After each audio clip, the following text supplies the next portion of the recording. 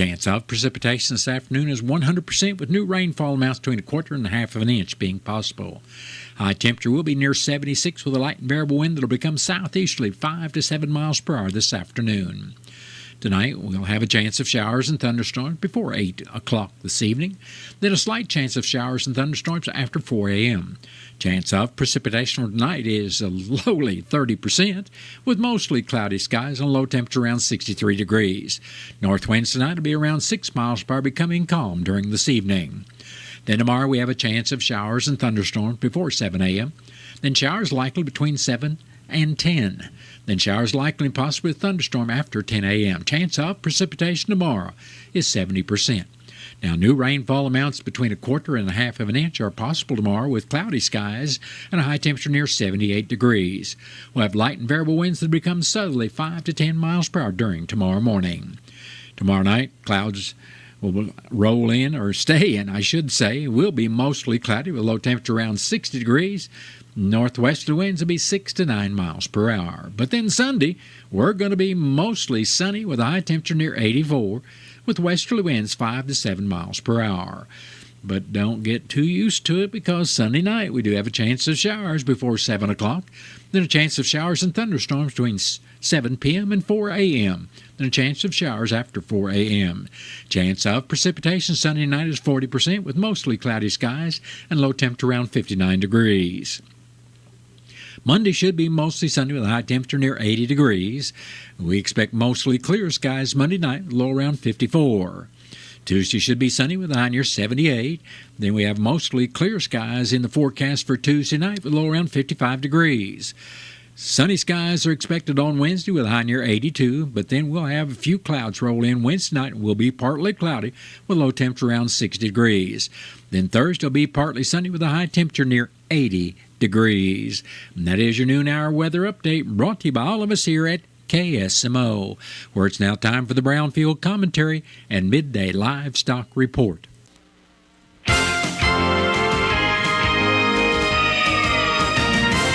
Hello, everyone. I'm Cindy Young with Brownfield, and this is my 2 cents. Many people can serve as role models in a young person's life. Parents, teachers, older siblings, cousins, 4-H leaders, neighbors, the list goes on and on.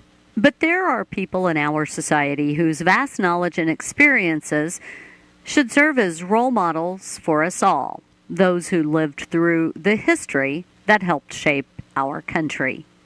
The number of people alive today who were born 100 or more years ago is small, but there are plenty born in the 30s and 40s who lived during the Great Depression and World War II. They may not have been adults when the stock market crashed in 1929, but their parents were. They grew up in the shadow of bank failures and the collapse of the money supply. Only 11% of farms in the United States had electricity in 1932. By 1942, almost half of American farms had electricity. It was not until 1950 that nearly all farms in the land of the free and the home of the brave had power. Consider this. Tractor power did not overtake horsepower on farms in the U.S. until 1945. That was less than 80 years ago. Books and documentaries are wonderful, but consider the lessons learned and the impact of having a conversation with someone who actually lived those experiences. We need this younger generation to someday keep our rural communities alive. We need them to make decisions about taxes, healthcare, energy, the environment, and wars. We're running out of time for them to truly learn from those who came before. We would all be well served if they did. I'm Cindy Young with Brownfield. That's my 2 cents. I'm the thread that's already inside the house. In the closet, under the bed, in the car. But I don't want your money or your TV. I can't be scared away or negotiated with. I'm patient and quiet. I don't sleep. You can't call the cops on me. You can't even see me. I'm the threat of family fire. And as long as your guns aren't stored securely, I'll be there. Protect your family. Secure all your guns. Learn how to make your home safer at endfamilyfire.org. That's endfamilyfire.org. A public service announcement brought to you by Brady and the Ad Council. Have you checked out the Country Mart website at www.tcmarkets.com? If not, you really need to. You'll find their weekly specials, coupons, inside the store information, and also tasty recipes from TC Markets on there as well. Plus, don't forget to like Country Mart's Facebook page. Like or comment on it for a chance to win something from the deli, and the winner will be announced on Wednesday each week. Just another reason to shop at Country Mart in Salem.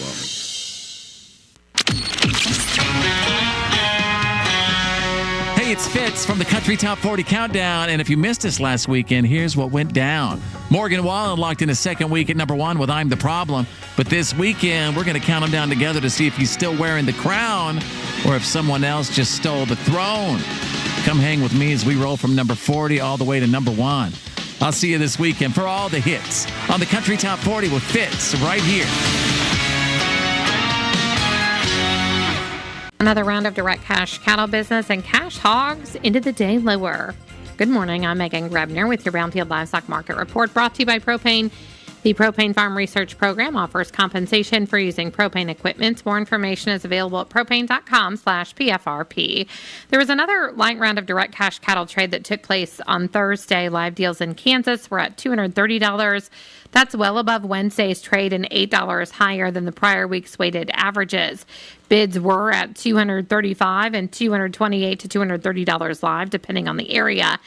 Asking prices were at $230 plus live in the south and $380 plus dressed in the north. At the Huss Livestock Market in Nebraska, compared to 2 weeks ago, steers and heifers were steady to $15 higher. The USDA says demand was good from buyers in-house and online. There were some calves in the offering that range from newborn to 276 pounds. Those brought anywhere from $410 to $1,410 per head. Medium and large one feeder steers, 650 to 695 pounds, brought $342.50 to $369.50. Medium and large one feeder heifer, 643 to 644 pounds, brought $332 to $336. Box beef closed mixed with light to moderate demand for light offerings. Choice up $1.69 at $366.85. Select was 11 cents lower at $356.61. Estimated cattle slaughter was 120,000 head, even on the week and about even on the year. Cash hogs closed lower with a moderate negotiated run. Processors were able to move needed numbers without having to get aggressive in their procurement efforts. Global demand for U.S. pork has been strong overall. That includes another solid week for export sales. China did return to this week's purchasers list. Barrows and Gilts at the National Daily Director down $1.20 with a weighted average of 101.85. The Iowa Minnesota closed 74 cents lower with a weighted average of 102.55. And the Western Corn Belt closed 75 cents lower with a weighted average of 102.71. Pork values closed higher, up $1.50 at 108.12. Bellies were sharply higher. And estimated hog slaughter was 480,000 head, up 5,000 on the week and up about 10,000 on the year. At the CME, live and feeder cattle were higher, watching direct business develop, and lean hog futures into the day mix mostly higher amid ongoing demand uncertainty. I'm Megan Grebner for Brownfield. This spotlight on soybeans is brought to you by Missouri soybean farmers and their checkoff. Missouri legislators passed a measure limiting the export of Missouri water.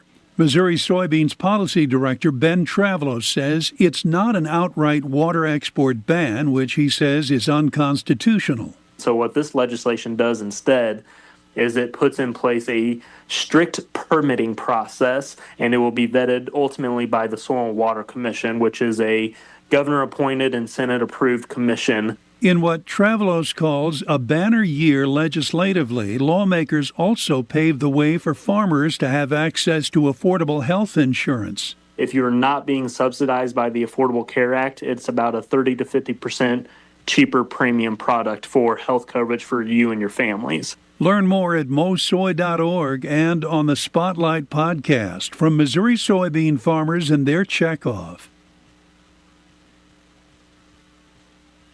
That has been the Brownfield Commentary and Midday Livestock Report. It is now time to take a look at updated funeral announcements being brought to you as a courtesy of Your World Today. Serving Salem and Dent County for over 30 years, Your World Today is 4 pages of information that will take you about 5 minutes to read, and they are available in over 40 locations in Salem and in Bunker, and online at our website, KSMOradio.com. Your World Today. Be sure and pick one up every weekday or check it out online.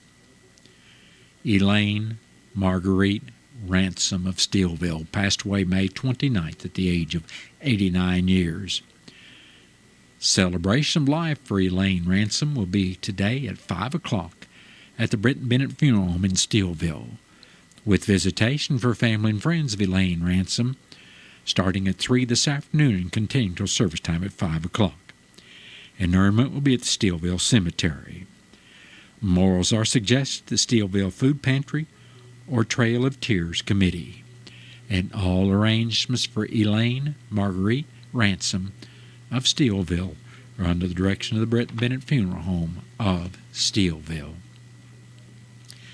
Kathy Elaine Cananan, age 63 of Salem, passed away Sunday, June 1st. Funeral services for Kathy Cananan will be Monday evening at 7 o'clock at the Wilson Mortuary, Salem Chapel. Visitation for family and friends of Kathy Cananan will also be on Monday starting at 5 in the afternoon and continuing till service time at 7 p.m. Burial will be at a later date in the Jadwin Cemetery. And all arrangements for Kathy Elaine Cananan of Salem are under the direction of the Wilson Mortuary of Salem. Jim Stevens of Licking passed away June 2nd, the age of 84 years. Memorial services for Jim Stevens will take place Saturday, June 28th at 2 in the afternoon at the Licking United Methodist Church.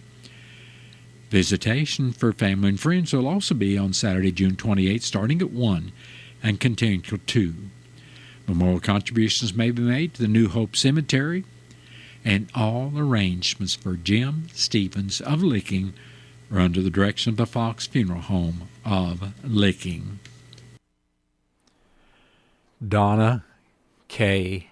Nelson, age 75 of Salem, passed away Wednesday, June 4th. Funeral services for Donna Nelson will be held Monday, June 9th at 12 noon at the Wilson Mortuary, Salem Chapel. Visitation for family and friends of Donna Nelson will also be on Monday, June 9th, starting at 10 and continuing till service time at 12 noon. Burial will be in the North Lawn Cemetery. Memorial contributions are suggested to the ALS Association. Memorial envelopes will be available, and all arrangements for Donna K. Nelson of Salem are under the direction of the Wilson Mortuary of Salem. That has been a look at updated funeral announcements and was brought to you as a courtesy of Your World Today. Your World Today is the only daily news flyer in Dent County. It is available in over 40 locations in Salem and in Bunker. And be sure and check out Your World Today online at our website, KSMOradio.com. Your World Today has been serving Dent County for over 30 years, and the best part about it is absolutely free. What's the fastest way for you to get yourself up to date on the latest in news, sports, weather, and obituaries that costs you absolutely nothing? It's Your World Today. Serving Salem and Dent County now for over 20 years, Your World Today is 4 pages of information that will take you about 5 minutes to read, and they're available in over 30-plus locations in Salem and in Bunker. Your World Today. Pick one up every weekday. They're free!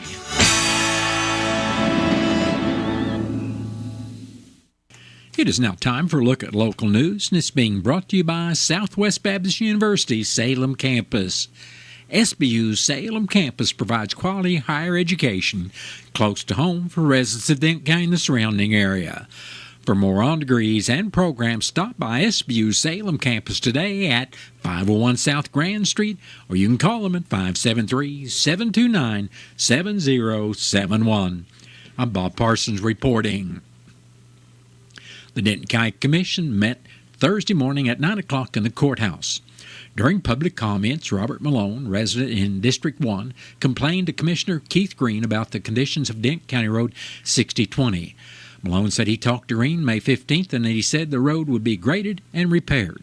Green pointed out that the weather has not cooperated and that his grader that works in the Highway 119 area will be making its way down towards 6020. Green again noted that the rainy conditions have really slowed up grading progress and asked for residents' patience. Representatives from the Salem Chamber of Singers were in requesting permission to sell snow cones on the courthouse square during the 4th of July parade. The commission approved the request and thanked them for asking. Commissioner Green said that he had 2 guys out and part of his crew was gone to Lebanon to get hot mix to do some specific repair to chip and seal areas.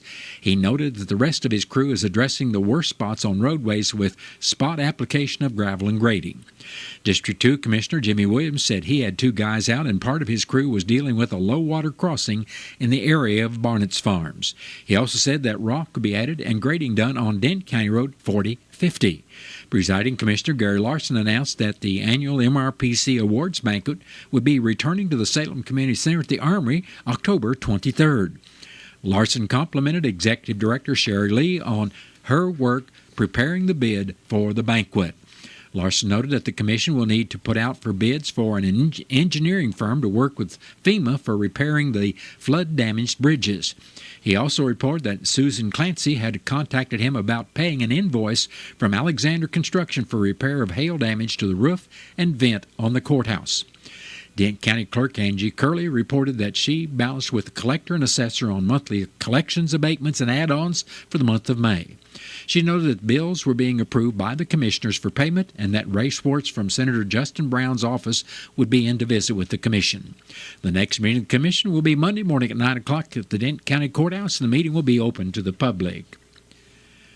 The Dent County Fire Protection District Board of Directors will be meeting this evening at 6 o'clock at the fire station at number 2 South Main Street. After the call to order and roll call, the board will approve the consent agenda, which will include review of the minutes, financial report, bills, and budget. The monthly reimbursement report will be reviewed, followed by old business, which will include approval of bylaws revisions. New business will consist of a review of insurance for the district. Chief Floyd will then report, and the date will be set for the next meeting. The board may vote to go into closed session, which will be followed by adjournment. The regular meeting of the Denton County Fire Protection District Board of Directors is open to the public. And again, that's tonight at the fire station at 6 o'clock. Ozark River Solid Waste Management District announced that 8 Oak Hill elementary students in Dent County were honored with first and second place awards and honorable mention awards in the 34th Annual Earth Day Poster, Trash, and Graphic Art Contest. This year's contest theme was Put Waste in Its Place. Winners from Oak Hill Elementary were Corbin Light, first grade division, first place poster. Ashton Poor, third grade division, first place poster. Jacob Mosher, first grade division, second place poster. Ray Lynn England, first grade division, honorable mention poster. Ava England, fourth grade division, honorable mention poster. Ada Greener, fifth grade division, honorable mention poster. Exlissa Moser, third grade division, honorable mention poster, and Nora Wright, second grade division, honorable mention poster. Oak Hill Elementary students were under the direction of Rachel Privet. Catherine Hawes, environmental specialist, said that the Ozark River Solid Waste Management District Earth Day Art Contest is in its 34th year, and they were thrilled to see so many entries in all categories, including new schools and homeschool students participating. The contest required participants to repurpose trash into three-dimensional pieces of art or create posters, either hand-drawn or graphically designed, based on the year's theme. There were 779 entries from 15 schools in the district and 4 homeschool groups. The contest was open to kindergarten through 12th grade, homeschool, college and university students who reside or attend school in Crawford, Dent, Gasconade, Marys, Phelps, Pulaski, and Washington counties. Tammy Snodgrass, MRPC's environmental program manager, said the Earth Day contest is one of her favorite programs. The projects the kids come up with are so creative. You don't often think of trash as a medium for artistic expression, but it's a great way to provide environmental education to our children and increase awareness of solid waste issues. A gallery of awarded students' art by grade level may be found on the MRPC website at https://ozarkrivers.org/. The 2025 Earth Day contest was funded through a ORSWMD grant made possible through the Missouri Department of Natural Resources, along with donations from the following area sponsors: 63 Auto and Truck Parts, Infuse Credit Union, the Marys County Bank at Vienna, Bank of Crocker, DML LLC, Phelps County Bank at Rolla, Legends Bank at Bell, Belgrade State Bank, Bank of Salem, Security Bank of Pulaski County, First State Community Bank of Rolla, and Richland, and Town and Country Bank. Gary Larson, Denton County Presiding Commissioner, chairs the ORSWMD. The district's strategy for solid waste reduction, which has been individually adopted by all member governments and approved by Missouri Department of Natural Resources, involves education and increased recycling and waste reduction efforts in member counties and cities. MRPC provides administration of the district and assist with a variety of implementation projects. For more information about Ozark River Solid Waste Management District or waste reduction and recycling opportunities in the Ozark Rivers area, contact Tammy Snodgrass, MRPC Environmental Programs Manager, at 573-265-2993 or by email at tsnodgrass@merrimackregion.org. Also, find them on Facebook at www.facebook.com/ORSWMD and on the web at www.ozarkrivers.org. MRPC provides the day-to-day administration for Ozark Rivers. Bull elk and black bear hunting remains very popular in Missouri based on the number of people applying for permits. According to the Missouri Net, the latest number from the Missouri Department of Conservation shows 5,249 bear applications and 8,409 bull elk applications were received last month for this year's respective hunting seasons. Last year, the department received 9,300 bull elk applications and 5,969 black bear applications. 2 years ago, 5,374 people applied for bear permits and over 8,562 for elk permits. Conservation staff said the numbers of applicants fluctuates from year to year and that this year's drop is not concerning. The application process is a moneymaker for the Conservation Department. It charges applicants $10 each for both black bear and bull elk. Those awarded permits have to pay extra fees, $25 extra for bear permits, bear hunters, and $50 extra for elk hunters. Last year, the state agency collected $162,940 in fees from bull elk and black bear applications. The department will select 600 applicants for black bear permits this year, which is a significant increase. In April, the Missouri Conservation Commission approved increasing the number of applications from 400 to 600. No more than 40 bears can be shot during the season. Only 5 permits for bull elk will be issued. One of the 5 permits has to go to someone who owns land in either Shannon, Reynolds, or Carter counties, which is where Missouri's elk range is located. Black bear season runs from October 18th to 31st. The state has 2 bull elk seasons. Archery season runs from October 18th to 26th, and firearm season is scheduled from December 13th to 21st. Last year, hunters killed 15 black bears and 5 bull elk. In 2023, 12 black bear and 3 bull elk were killed by hunters in Missouri. And that has been a look at local and regional news, and it was brought to you as a courtesy of SBU Salem Campus at 501 South Grand Street, where they offer degrees in nursing, which is an RN Bridge program, criminal justice, and elementary education. For more about SBU Salem Campus, contact them at 573-729-7071. Southwest Baptist University campus in Salem provides quality higher education close to home for residents of Dent County and the surrounding areas. The classes at SBU Salem campus are taught in the afternoon and evenings, making a degree attainable for people who are in the workforce or can't afford to go off to get a degree. We offer degrees in nursing, which is an RN Bridge program, criminal justice, elementary education. For more information on the degrees and programs, please contact admissions counselor Chris Welch to schedule an appointment as a prospective or returning student. You may call 573-729-7071. This is the story of the one. As a lineman, he does whatever it takes to keep the power on in his community. And he wants a partner like Grainger who does the same. Grainger offers the professional-grade products he needs, from voltage detectors to harnesses to hard hats, plus fast, dependable delivery, so he can rise to every challenge. Call 1-800-GRAINGER, click Grainger.com, or just stop by. Grainger, for the ones who get it done. Military veterans and active duty service members, you could become a certified cyber warrior with just 12 weeks of training at My Computer Career. Cybersecurity specialists are in high demand, and IT pros with these skills often enjoy abundant opportunity and a great lifestyle. Protect our people, liberty, and treasured institutions from cyber threats. SkillBridge and other VA benefits are available to those who qualify. Learn more at mycomputercareer.edu/CWP. That's mycomputercareer.edu/CWP. It is now time for a look at local and regional sports, being brought to you as a courtesy of your Ozark sports leader, KSMO. The St. Louis Cardinals and Kansas City Royals played a doubleheader in Busch Stadium yesterday. In the afternoon game, the Royals' Jonathan India hit a home run to give Kansas City some early momentum.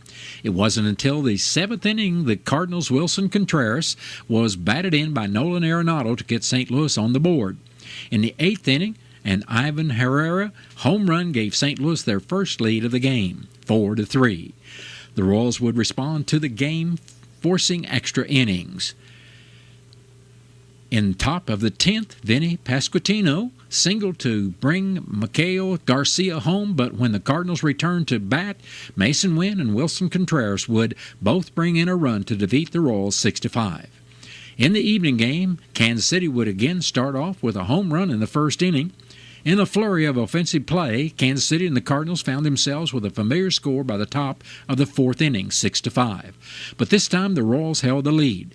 A Salvador Perez single would bring in a run for the Royals in the fifth and give us the eventual final score of 7-5 for a Royals victory. St. Louis Cardinals will remain home and begin a three-game series against the L.A. Dodgers this evening with pregame coverage at 6:20 and the first pitch at 7:15. Saturday and Sunday's games will both have their pregame coverage starting at 11:25 and first pitch at 12:20. You can listen to all three of these games on your hometown radio station, KSMO 1340 AM and 95.7 FM. Kansas City Royals remain on the road as they'll play the White Sox this evening at 6:40. The Royals will continue the series over the weekend with a game at 3:10 on Saturday and 1:10 on Sunday. That's been a look at local and regional sports brought to us courtesy of KSMO. Stay tuned for a look at sports from the Missouri Net. Sports, I'm Bill Pollock. Wilson Contreras, the Cardinals' first baseman, had himself a day. He drove in the game-winning run in the doubleheader opener as the Cardinals won 6-5 in 10 innings over the Royals. I was so fired. I wasn't looking for one pitch. I was looking for fastball. He throws 100, and thankfully I was able to put it in the air for a base hit and help the team to win. Then Wilson drove in three more in the nightcap, but the Royals got the second game, 7-5 for a split. Contreras went 4 for 8 in both games. Salvi had 4 hits for the Royals in both games. And, not to be overlooked, Jack Caglione got his first hit and RBI. It was cool. You know, I was just thinking about my dad, my family being there and stuff, so it was cool to be able to score. Salvi was a cool feeling. Lots of offense, exciting baseball. The Royals head up to the White Sox now this weekend, and the Cardinals staying at home to play the Dodgers. Fatima picked up a 2-0 win over Fairgrove to win the Class 3 Baseball State Championship, the Comets' 4th state title. Every glove on the Chillicothe Hornets' hands goes straight up in the air because they are the new kings of Class 4. Chillicothe wins their first state title after knocking off Logan Rogersville 9-7.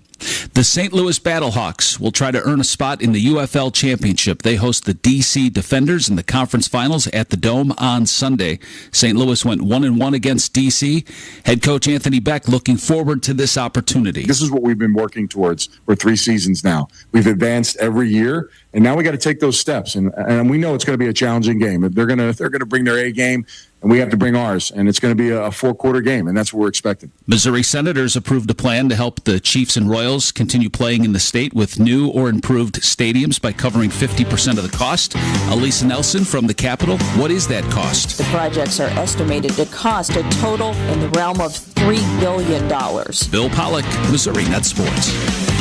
Find a career that fits you by registering to attend the State of Missouri Virtual Career Exploration event Tuesday, June 10th from 10 a.m. to 2 p.m. Missouri values team members with work-life balance, increased pay, growth opportunities, and matching benefits. At the June 10th event, there will be multiple agencies. You'll have the chance to connect with recruiters, showcase your talents, and kickstart your career. Register now for this career exploration event on June 10th. Learn more at events.mocareers.mo.gov. Do you know a veteran in need? Nation's Finest, through the VA's Supportive Services for Veteran Families program, helps veterans and their families struggling with rent, employment, and other housing-related costs. Today, Nation's Finest operates more than 30 locations in California, Arizona, and Nevada, helping thousands of veterans every year. Visit nationsfinest.org or call 1-833-468-9676. That's 1-833-468-9676. It is now time to take a look at news from the Missouri Net. Then stay tuned to KSMO. I'll be back after the top of the 3 o'clock hour with your latest KSMO weather forecast. Have you seen Town Screen yet? It's one of the most affordable ways to get your message out in the community. With strategically placed vertical screens in numerous locations in Salem, check it out at the American Legion Post number 99, Looking Glass Salon, Salem Senior Center, and McCoy Vision Clinic, just to name a few. Find out more about how you can use Town Screen for everything local. Stop by 800 South Main or call 636-338-1199. Hometown created and maintained, Town Screen in Salem. Millions of Americans take medicine like Ozempic and Zepbound. Many of them are overpaying by thousands of dollars a year. These GLP-1 medications for diabetes, weight loss, and more may not always be covered by your insurance, but GoodRx can help. GoodRx helps you save every month on prescriptions at over 70,000 pharmacies nationwide. Best of all, it's free to use. Check GoodRx to save on GLP-1s. Just go to goodrx.com/GLP. That's goodrx.com/GLP. GoodRx is not insurance, but can be used instead of insurance, including Medicare and other federal and state-funded programs. Missouri Net News. I'm Sue Danielson. Strong storms in parts of southern Missouri today dumped several inches of rain on already saturated ground, prompting a flash flood warning for parts of Webster and Wright counties in southwest Missouri. School districts will need to fix hundreds of school buses after a Missouri Highway Patrol report. The report found nearly 800 buses as defective. More than 10,000 buses passed the annual inspection. A virtual meeting later this month will focus on the state's transportation goals. MoDOT says the June 30th meeting will focus on rural transportation over the next 25 years. This weekend, no fishing permit is needed in Missouri. Andrew Branson of the Missouri Department of Conservation says it's a great weekend for families to introduce children to the thrill, the excitement, and the unknowns of fishing. Then there's the anticipation, what actually is going to bite on it. You don't know if it's going to be a small fish or a big fish. He says Missouri's waters are rich with 240 species of fish, 23 are game fish. Missouri Net News. The more you listen to your kids, the closer you'll be. So we asked